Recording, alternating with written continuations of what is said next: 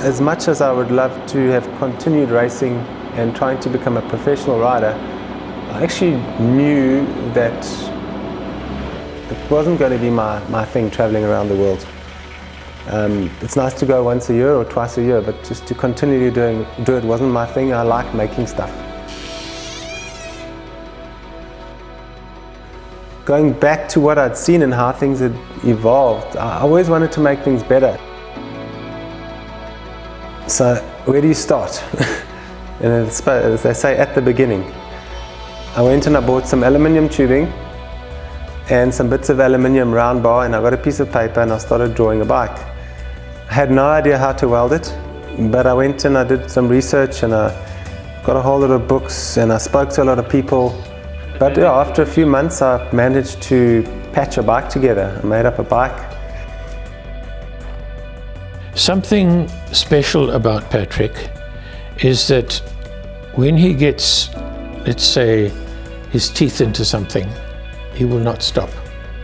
He's determined to do that. So MOREWOOD Bikes was formed in 2002.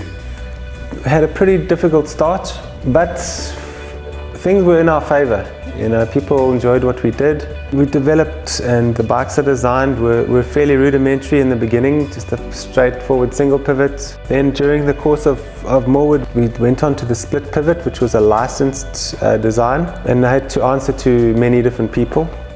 And that wasn't my style. I liked the freedom of completely doing whatever I want, how I want it. I lost the love of what I was doing. I wanted to move on, and I wanted to get back to my roots of what I was all about and why I did what I did. And that's why, yeah, I unfortunately had to move on and left MOREWOOD Bikes. 2011 I went off to China to help a Taiwanese friend with a factory. He wanted to get me to show his guys how to make a bike, and that's where PYGA started. At that time I said, well, I can't sit here doing nothing, and I can't go and work for someone, and I like bikes, so make bikes again. Yeah, so I sort of followed Patrick through the media and followed his story with MOREWOOD Bikes. I was always intrigued by the story that there's some guy in Maritzburg, literally his garage, designing and manufacturing world-class mountain bikes. And it was quite weird at the time. There was a whole lot of myths and legends behind Patrick and the story of MOREWOOD Bikes. A couple of years later, or a year later, I saw that he started PYGA Bikes. So immediately I thought, well, I lost an opportunity with MOREWOOD, and I went out and bought one of the first PYGAs. And sort of fortuitously, they actually sent me the wrong size bike. But it was a great opportunity to come down and swap it out. So yeah, came down, swapped the bike out, and that was my first meeting with Pat, which was very inauspicious. And he was more interested in my other bike than me. Kind of swapped the frame out, said a few words, and off I went. And I thought, well, there's the legendary Patrick Morewood for you, you know, a man of few words. What I sensed then was he's just completely about business. He's not one for small talk. Pat has something to offer the world, and that's unbelievable mountain bike design and manufacture.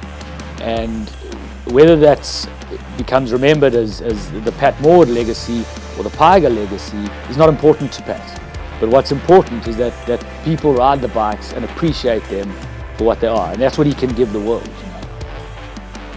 PYGA is coming into its own now.